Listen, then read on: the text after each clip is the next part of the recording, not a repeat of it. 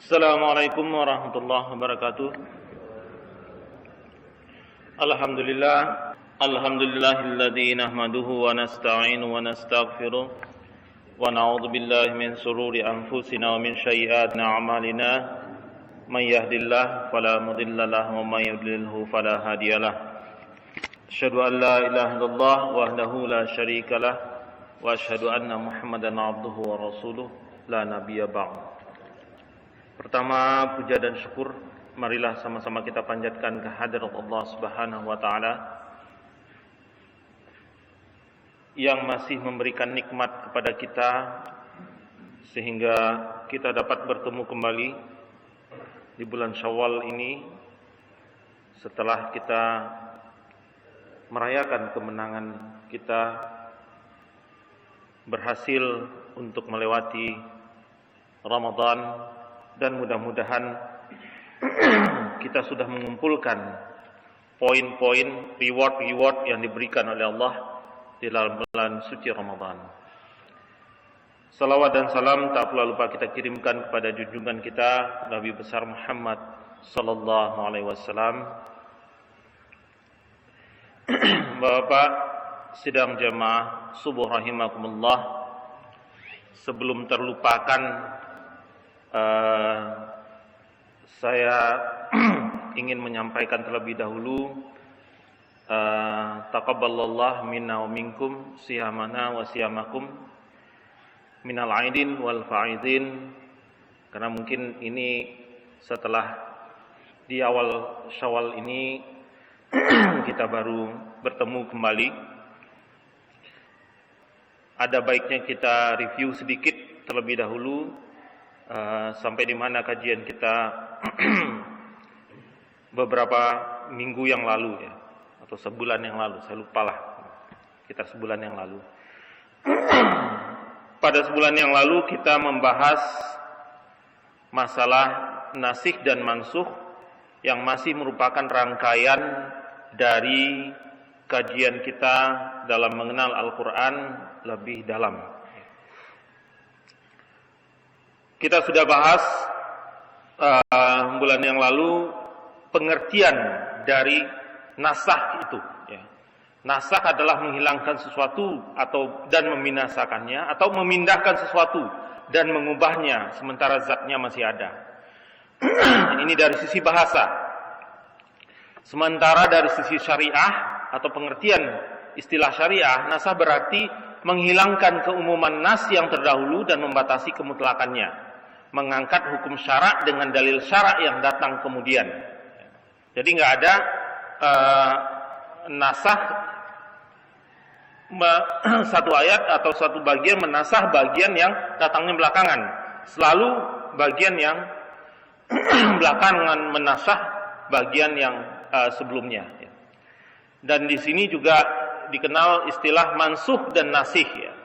Kalau mansukh itu yang dihilangkan, yang dihapuskan, sementara yang nasikh itu adalah yang menghapus ya, atau yang menggantikan. Kemudian persyaratan nasakh untuk pengertian yang kedua, maksud pengertian yang kedua tadi adalah mengangkat hukum syarak dengan dalil syarak yang datang kemudian. Ya.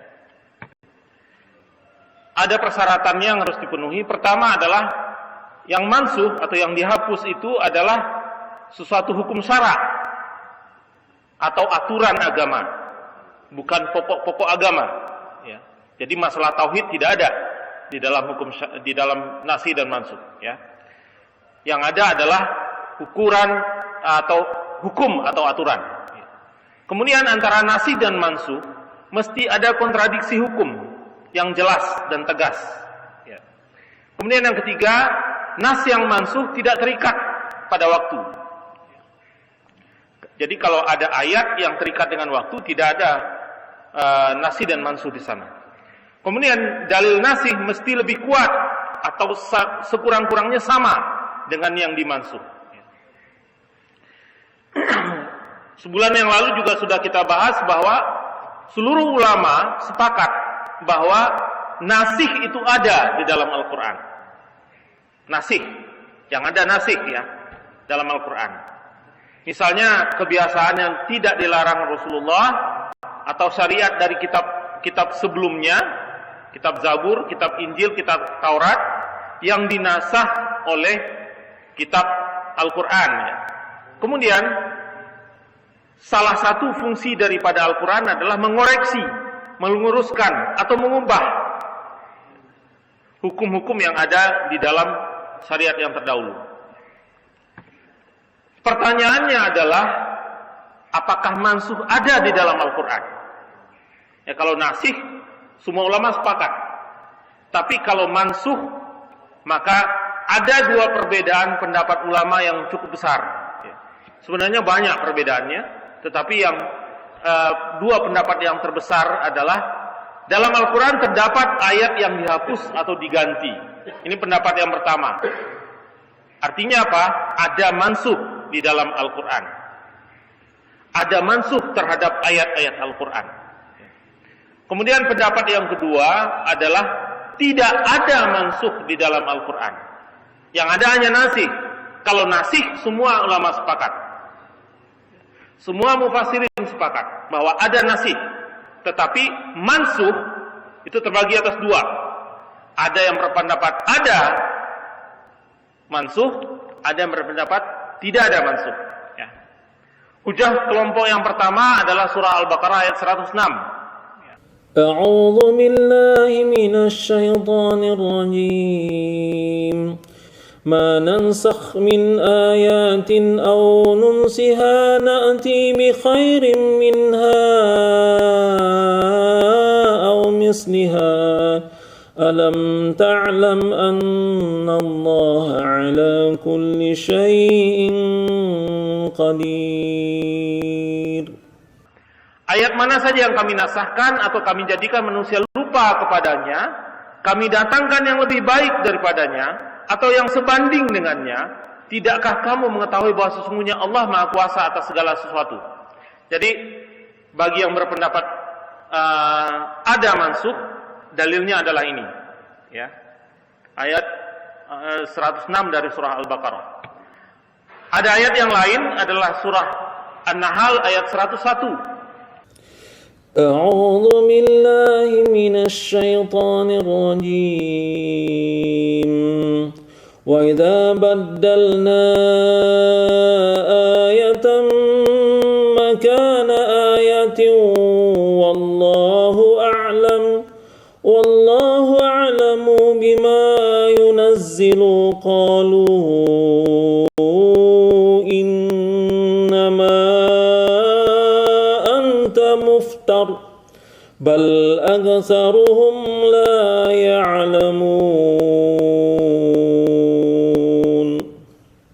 Dan apabila kami letakkan sesuatu ayat di tempat ayat yang lain sebagai penggantinya, padahal Allah lebih mengetahui apa yang diturunkannya, mereka berkata, sesungguhnya kamu adalah orang yang mengada-adakan.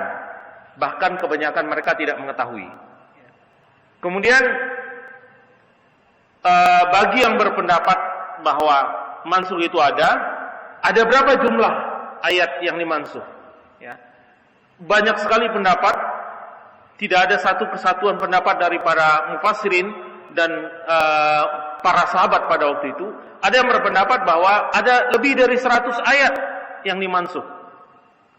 Kemudian ada pendapat Al-Imam Badaruddin Muhammad mengatakan 63 surat yang ada di dalamnya ayat-ayat yang mansuh. Kemudian Al-Jalaluddin As-Suyuti mengatakan ada 20 ayat yang mansuh. Syaukani mengatakan ada 12 ayat. Imam Ad-Dalawi mengatakan tidak lebih dari 5 ayat yang mansuh. Jadi tidak ada satu pendapat yang sama di antara para mufassirin tentang berapa jumlah ayat yang mansuh bagi yang berpendapat bahwa mansuh itu ada. Ya. Kelompok yang kedua berpendapat bahwa tidak ada mansuh di dalam ayat-ayat Al-Quran. Yang ada hanya mansih, yang ada hanya nasikh. Ya. Dalam pemahaman atau dalam kelompok yang kedua ini, dalam memahami ayat yang tadi, ayat surat Al-Baqarah ayat 106 tadi, berpendapat bahwa lafaz ayatan pada kedua ayat tersebut tidak diikuti oleh keterangan Al-Quran, sehingga tidak pasti itu menunjukkan pada nasakh Al-Quran. Tidak pasti menunjukkan bahwa yang dimaksud ayatin dan ayatan itu adalah kalimat atau ayat-ayat di dalam Al-Quran. Karena lafaz ayat itu memiliki berbeda arti yang banyak.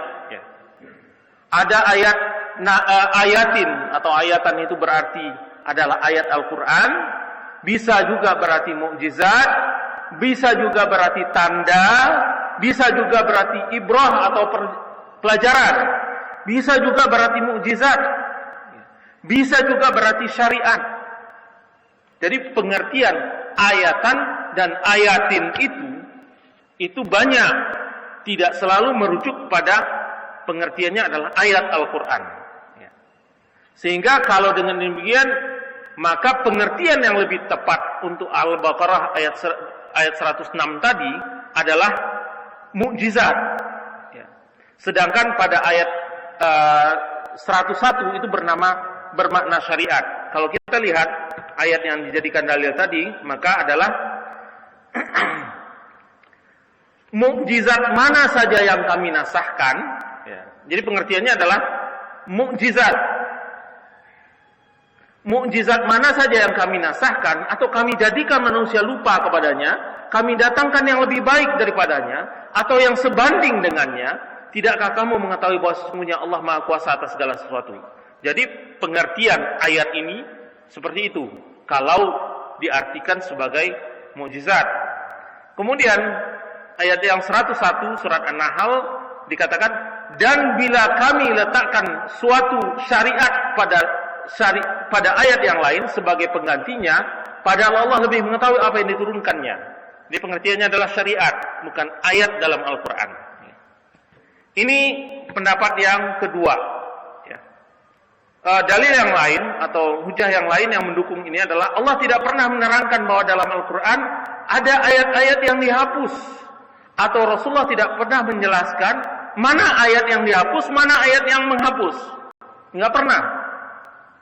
Baik Al-Quran secara jelas, secara tegas tidak pernah menunjukkan bahwa ayat ini menghapus ayat yang itu. Atau hadis tidak pernah menjelaskan secara eksplisit, secara jelas bahwa ada mansuh di dalam Al-Quran. Kemudian semua ayat Al-Quran itu mempunyai nilai hukum yang berlaku semenjak diturunkan sampai hari kiamat. Kemudian Al-Quran adalah kalam Allah yang berisikan aturan yang hak, tidak terkenali kebatilan. Beberapa dalil yang disampaikan oleh kelompok yang kedua atau pemahaman yang kedua, diantaranya adalah surah Al-Fussilat ayat 42. A'udzu billahi minasy syaithanir rajim. La ya'tihil batilu min baini yadayhi wala min khalfihi tanzilun min hakimin hamid.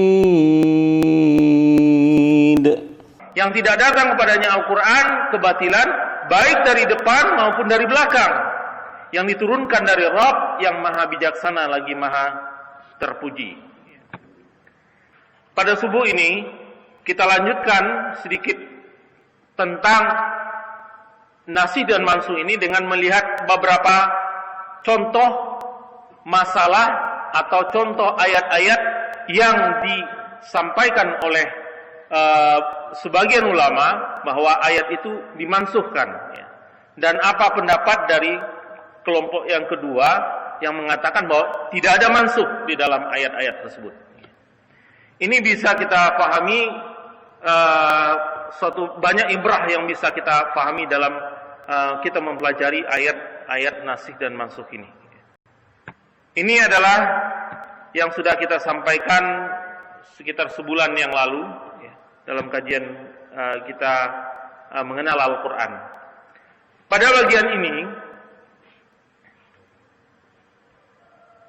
Bapak sidang jamaah subuh rahimakumullah, contoh yang pertama atau nasih dan mansuh yang pertama adalah surah Al-Baqarah ayat 115.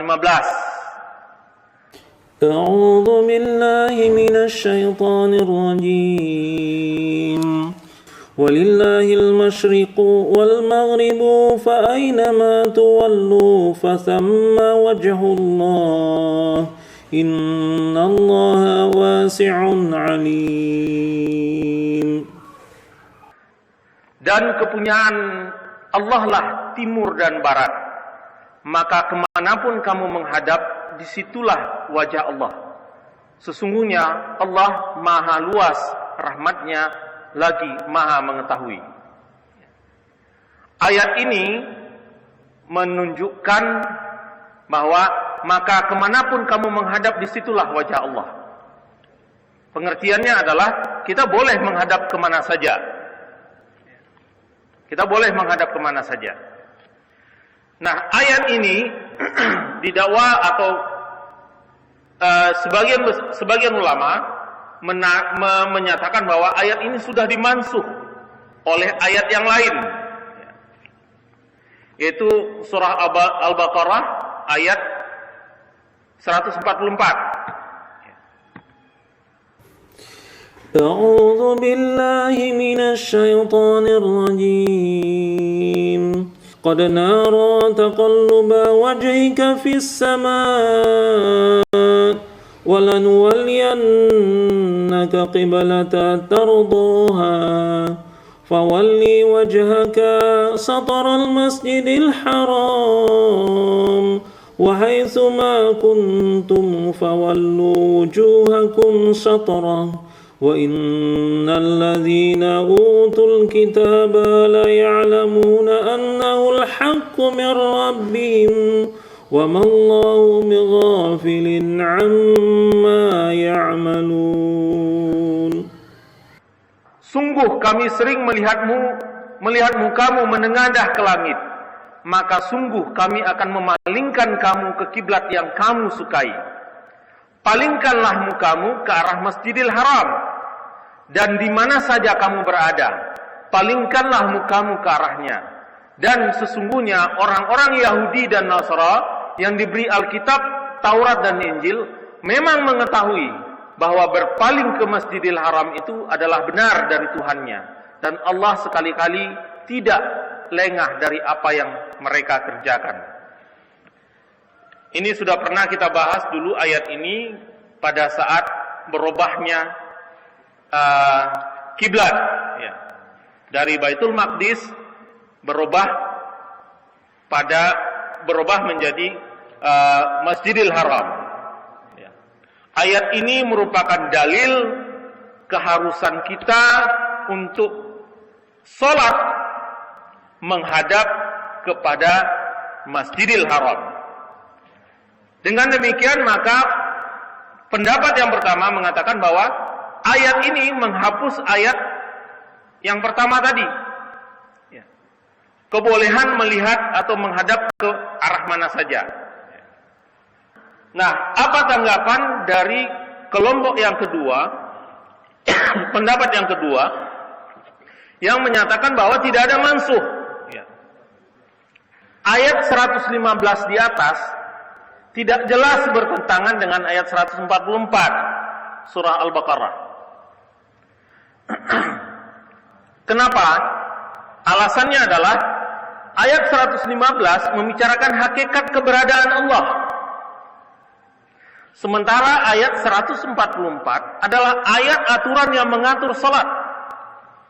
Coba kita lihat kembali ayat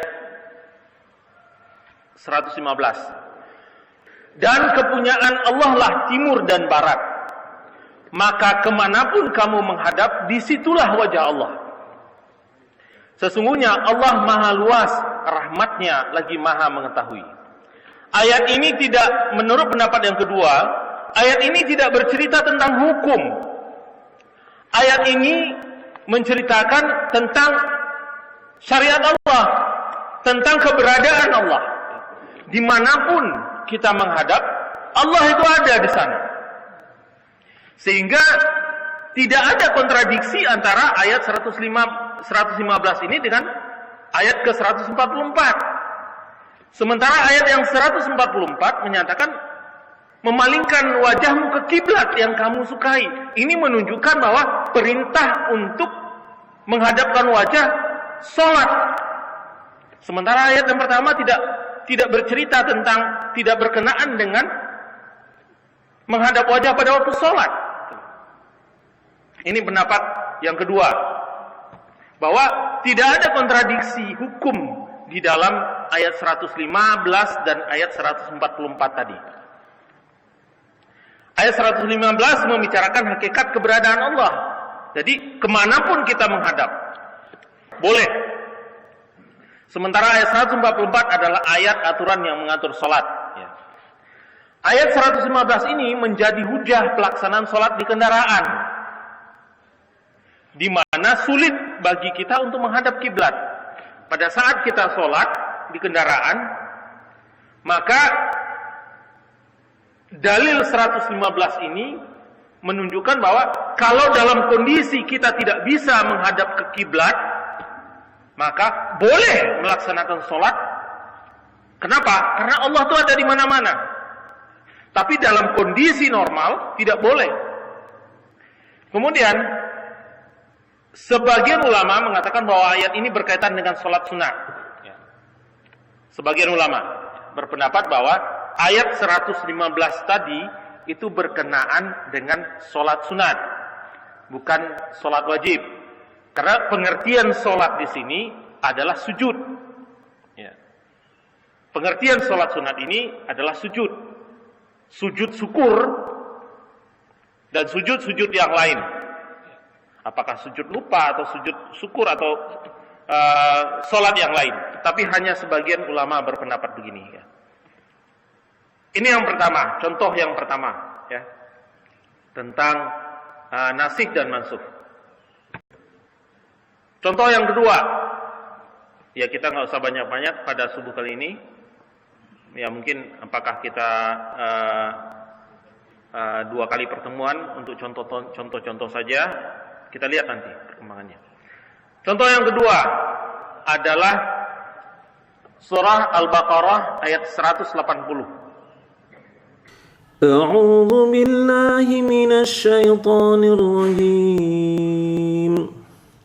Kutiba 'alaikum idza hadara ahadakumul maut in taraka khairanil wasiyatu lil walidaini wal aqrabina bil ma'ruf haqqan 'alal muttaqin. Diwajibkan atas kamu apabila seorang di antara kamu kedatangan tanda-tanda maut, jika ia meninggalkan harta yang banyak, berwasiat untuk ibu bapak dan karib kerabatnya secara ma'ruf. Ini adalah kewajiban atas orang-orang yang bertakwa. Quran surah Al-Baqarah ayat 180. Di dalam ayat ini diwajibkan atas kamu, ada kewajiban di sini, berwasiat untuk ibu bapak dan karib kerabatnya kalau dia sudah atau mendekati sakratul maut. Kalau dia punya harta yang cukup banyak, maka berwasiatlah untuk ibu dan bapaknya dan karib kerabatnya. Kemudian ayat ini oleh pandangan ulama yang pertama tadi telah dinasakh oleh ayat yang datangnya belakangan, yaitu ayat tentang pembagian harta waris. Ayat 111 ayat 11 sampai ayat 14 surah An-Nisa. Panjang nih ayatnya. Ya, Bapak-bapak, saya yakin sudah pernah, dan ini sudah kita pernah bahas dulu waktu kita membahas hukum faraid. Ya. Ayat-ayat hukum faraid ini menasakh ayat yang surah Al-Baqarah 180 ini. Ya. Kenapa? Karena di sana jelas-jelas disebutkan bahwa pembagian ibu, pembagian bapak, pembagian anak, laki-laki, perempuan dan segala macamnya. Jelas, secara eksplisit. Dinyatakan bahwa itu adalah hukum Allah. Kemudian sebagian ulama juga berpendapat bahwa ayat ini sudah dinasah oleh hadis yang dari Rasulullah, tiada wasiat bagi orang yang berhak menerima waris. Jadi sebagian ulama berpendapat bahwa Al-Quran ini dinasah oleh hadis. Tidak ada wasiat bagi orang yang berhak menerima waris. Jadi seperti terlihat ada dua kontradiksi hukum. Ya, ini jelas, ini ayat-ayat tentang hukum. Ayat yang pertama surah Al-Baqarah 180 mengatakan bahwa diwajibkan atas kamu berwasiat kepada ibu bapak dan kaum kerabat kalau kamu punya harta berlebih. Sementara dalam ayat yang lain dikatakan bahwa pembagian ibu bapak dan kerabat-kerabat itu sudah jelas. Sudah jelas. Jadi nggak ada wasiat, apalagi didukung oleh hadis bahwa nggak ada wasiat pada orang yang menerima waris. Nah, ini ada seperti kontradiksi hukum dalam Al-Quran, sehingga dikatakan bahwa surah Al-Baqarah ini sudah dinasah atau sudah mansuh oleh ayat-ayat yang datang setelahnya. Tanggapan dari pendapat yang kedua, bahwa di antara fuqaha ada yang berpendapat bahwa ayat ini sebagai aturan umum dan lainnya adalah khusus. Ya. Secara umum ayat yang pertama tadi, tapi secara ayat yang kedua ya, tentang hukum waris. Sementara untuk yang kedua, yang pertama itu adalah khusus. Ya. Kemudian hujah yang lain mengatakan bahwa sebagian mufassirin mentakwilkan ayat 180 tadi adalah dimaksudkan kepada ibu bapak kerabat yang terhalang, mahjub. Ya. Ibu bapak terhalang, tetapi terhalang mutlak, ya, terhalang mutlak. Mahjub, misalnya karena berbeda agama. Karena ayat yang 180 ini turun pada saat awal dari risalah Rasulullah, risalah Allah, ya, risalah Islam. Sehingga masih banyak orang-orang yang orang tuanya tidak Islam. Sementara dia punya harta, maka dia boleh berwasiat. Wasiat boleh untuk orang di luar Islam. Yang tidak boleh itu adalah waris. Ya. Waris tidak dapat kalau berbeda agama, tapi wasiat boleh. Hibah boleh. Sehingga ayat 180 ini pengertiannya oleh para mufassirin adalah untuk memberikan wasiat kepada orang tua atau kaum kerabat yang berbeda agama atau yang mahjub. Yang mahjub. Karena dia tidak mendapatkan warisan. Ini tanggapan dari pendapat yang kedua. Contoh nasah dan nasi dan mansuh yang ketiga. Dalam surah Al-Baqarah ayat 240. A'udzu billahi minasy syaithanir rajim. والذين يتوفون منكم ويذرون أزواجا وصية لأزواجهم متاعا إلى الحول غير إخراج فإن خرجنا فلا جناح عليكم فيما فعلنا في أنفسهن من معروف والله عزيز حكيم. Dan orang-orang yang akan meninggalkan dunia di antara kamu dan meninggalkan istri, hendaklah berwasiat untuk istri-istrinya, yaitu diberi nafkah hingga setahun lamanya, dan tidak disuruh pindah dari rumahnya. Akan tetapi jika mereka pindah sendiri, maka tidak ada dosa bagimu, wali atau waris dari yang meninggal, membiarkan mereka berbuat yang ma'ruf terhadap diri mereka, dan Allah Maha Perkasa lagi Maha Bijaksana. Dalam ayat ini disebutkan disuruh atau diperintahkan orang-orang yang sudah mendekati sakaratul maut dan meninggalkan istri-istri, maka berwasiatlah untuk istri-istri tersebut diberi nafkah hingga 1 tahun lamanya dan tidak disuruh pindah dari rumahnya. Jangka waktu ya Pak ya. Jangka waktu 1 tahun lamanya dan tidak disuruh pindah dari rumahnya. Tapi kalau mereka pindah oleh keinginan sendiri, maka tidak ada dosa bagimu. Tapi menyuruh pindah nggak boleh. Ngusir, diusir mereka tidak boleh. Istri-istri tersebut tidak dibolehkan untuk diusir. Ya. Dan diberikan 1 tahun masa nafkahnya dengan wasiat. Ya.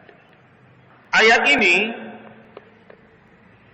oleh sebagian ulama yang berpendapat pertama tadi dinasahkan atau dimansuh, ya, didakwa mansuh oleh ayat yang lain, ya, yaitu surah Al-Baqarah ayat 234 yang datangnya belakangan. Ya. Dalam surah Al-Baqarah ayat 234 ini, A'udzu billahi minasy syaithanir rajim. والذين يتوفون منكم ويذرون أزواجا يتربصن بأنفسهن 4 أشهر وعشرا فإذا بلغن أجلهن فلا جناح عليكم فيما فعلن في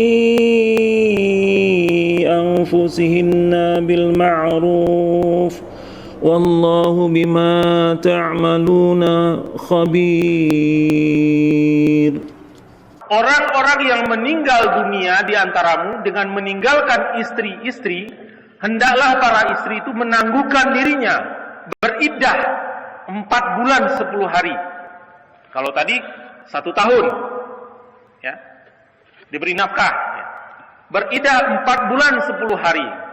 Kemudian apabila telah habis iddahnya, maka tiada dosa bagimu para wali membiarkan mereka berbuat terhadap diri mereka menurut yang patut. Allah mengetahui apa yang kamu perbuat. Maksudnya, kalau istri itu mau kawin lagi, monggo silakan. Setelah selesai masa iddahnya. Pendapat yang menyatakan ini ayat ini menasah ayat sebelumnya adalah masalah waktu.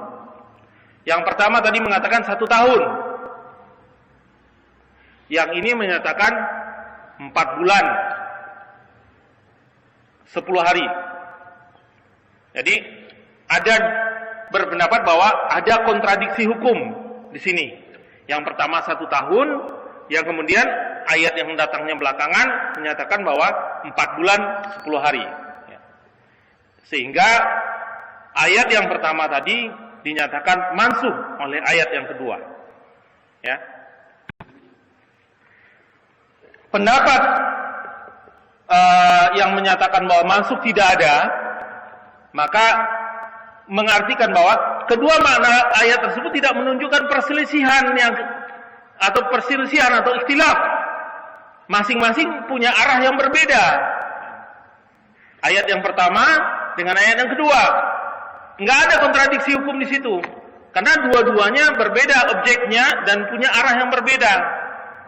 Ayat yang pertama menjelaskan bahwa para istri itu punya hak untuk memperoleh perbekalan selama 1 tahun dan dia berhak untuk tinggal di rumah suaminya. Tapi kalau dia berkehendak lain, itu tidak masalah kalau dia mau keluar dari rumah suaminya. Tetapi dia punya hak, ya, dia punya hak untuk mendapatkan nafkah selama 1 tahun dan dia boleh tinggal di rumah suaminya. kecuali dia mau pindah atau kecuali dia menikah lagi. Sementara ayat yang kedua konteksnya adalah tentang kewajiban istri. Jadi bukan tentang hak istri, tetapi kewajiban istri. Menjelaskan bahwa kewajiban istri untuk beriddah, tidak boleh bersuami lagi selama hingga lewat 4 bulan 10 hari dari sejak kematian suaminya. Jadi nggak ada kontradiksi hukum di situ. Yang pertama itu adalah si istri berhak, bukan kewajiban, tapi haknya, dia punya hak untuk mendapatkan santunan, untuk mendapatkan nafkah selama 1 tahun kalau suaminya punya harta. Ya. Tapi kalau suaminya kere juga mau bayar pakai 1 tahun pakai apa? Ya. 1 bulan ini cari, 1 bulan ini dapat dan habis, ya bagaimana lagi? Mau pakai apa? Gitu. Atau rumahnya ngontrak, ya bagaimana caranya? Rumah suaminya yang nggak ada, rumahnya ngontrak kok. Gitu. Itu adalah hak istri. Sementara ayat yang kedua adalah kewajiban istri. Kewajiban istri untuk menahan iddah selama 4 bulan lebih 10 hari. Jadi tidak ada kontradiksi hukum di situ. Sehingga ayat yang pertama tidak mansuh oleh ayat yang kedua. Contoh yang terakhir pada subuh ini adalah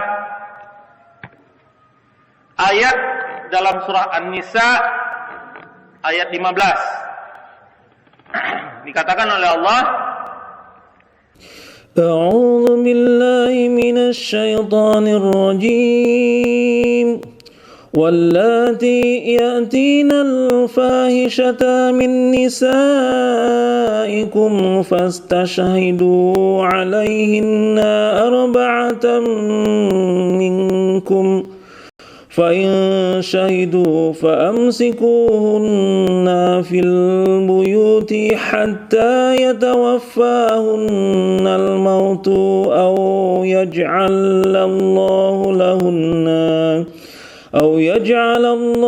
لهن سبيلا. Dan terhadap para wanita yang mengerjakan perbuatan keji, hendaklah ada 4 orang saksi di antara kamu yang menyaksikannya. Kemudian apabila mereka telah memberikan persaksian, maka kurunglah mereka wanita-wanita itu dalam rumah sampai mereka menemui ajalnya atau sampai Allah memberi jalan lain kepadanya. Ya. Jadi orang-orang yang melakukan fahisyah atau perbuatan keji, maka kurunglah mereka wanita-wanita itu dalam rumah sampai mereka menemui ajalnya. Dalam hal ini perbuatan keji, misalnya berzina, perbuatan keji merujuk kepada zina, ya, merujuk pada zina. Ayat ini oleh pendapat yang pertama dinyatakan telah dimansuh atau telah mansuh oleh ayat dalam surah An-Nur ayat 2, ya, yang datangnya belakangan. A'udzu billahi minasy syaithanir rajim. الزانيات والزاني فاجلدوا كل واحد منهما 100 جلدة ولا تأخذكم بهما رأفة في دين الله إن كنتم تؤمنون بالله واليوم الآخر وليشهد عذابهما طائفة من المؤمنين. Surah An-Nur ayat 2, perempuan-perempuan yang berzina dan laki-laki yang berzina, maka deralah tiap-tiap seorang dari keduanya 100 kali dera. Dan janganlah belas kasihan kepada keduanya mencegah kamu untuk menjalankan agama Allah. Jika kamu beriman kepada Allah dan hari akhirat, dan hendaklah pelaksanaan hukuman mereka disaksikan oleh sekumpulan orang-orang yang beriman. Nah, yang tadi dikurung sampai mati, ayat yang tadi. Dalam ayat ini dikatakan bahwa deralah masing-masing mereka 100 kali. Ini seperti ada kontradiksi hukum, sehingga ayat yang pertama dinyatakan mansuh oleh ayat yang ini, sehingga tidak ada lagi hukum dikurung sampai mati. Ya, ini pendapat dari yang pertama. Ya. Pendapat yang kedua menyatakan bahwa kata fahisyah, nah ini yang harus kita perhatikan. Ayat yang pertama itu mempergunakan istilah fahisyah. Ya. Wallati ya'tinal fahisyah. Ya. Perbuatan keji. Ya. Perbuatan keji. Sementara ayat yang kedua itu mempergunakan kata az-zaniyatu, ya. Az-zaniyatu waz-zani. Ya. Perempuan yang berzina, az-zaniyatu perempuan yang berzina, waz-zani laki-laki yang berzina. Jadi penggunaan istilah yang berbeda. Ya. Yang pertama tadi fasyah, ya. Yang kedua adalah zina, jelas. Ya. Sehingga kata fahisyah itu diartikan perbuatan keji atau jahat. Menurut pendapat yang pertama tadi, perbuatan keji dan jahat itu adalah zina. Ya, pengertiannya. Sementara sebagian ulama berpendapat bahwa fahisyah itu bukan berarti zina saja, tetapi adalah musahaqah. Musahaqah itu adalah homoseks, lesbian atau homoseks. Imam Muslim dan Mujahid menafsirkan bahwa kata fahisyah itu adalah sama, bermakna sama dengan musahaqah, yaitu perbuatan homoseksual antara wanita dengan wanita. Sehingga kedua ayat tersebut mengatur pada dua perbuatan yang berbeda. Ayat yang pertama tentang homoseksual, maka hukumnya adalah dia dikurung sampai dia mati, atau nanti datang kembali, atau ada aturan Allah yang lain. Kemudian ayat yang kedua adalah tentang zina antara laki-laki dan perempuan, bukan homoseks, bukan lesbian, tapi antara laki-laki dan perempuan. Maka hukumnya adalah dicambuk atau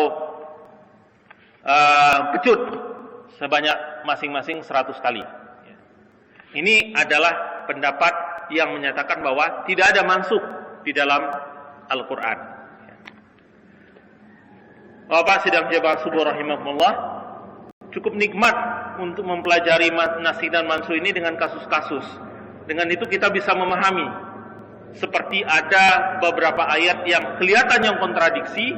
Menurut pendapat yang kedua, itu bukan kontradiksi, bukan ada perbedaan hukum, tetapi adalah cara memahami daripada ayat tersebut. Ayatnya tetap masih ada, ayatnya tetap berlaku, dan ayat itu berlaku sepanjang zaman, mulai dari dia diturunkan sampai nanti kiamat. Hanya memahami konteks ayat itu yang berbeda. Mungkin itu yang bisa saya sampaikan pada kesempatan subuh kali ini. Mungkin dua ahad yang ke depan juga kita masih mungkin melihat beberapa contoh lagi, tapi saya akan lihat mana yang kira-kira yang lebih penting atau kita lanjutkan. Ya. Baiklah Bapak sidang jamaah subuh rahimakumullah, sebelum saya tutup, apakah ada yang ingin menambahkan atau ingin ditanyakan? Silakan.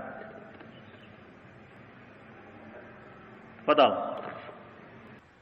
Jadi salah satu penghalang dari hukum waris adalah berbeda agama. Kita orang Islam tidak bisa mewariskan kepada orang kafir, begitupun mereka. Jadi tidak ada hukum waris tidak berlaku, perwarisan tidak berlaku untuk orang yang berada di luar agama. Jadi misalnya ibu kita atau bapak kita atau bahkan anak kita pindah agama, maka si anak tidak akan mendapatkan warisan dari kita.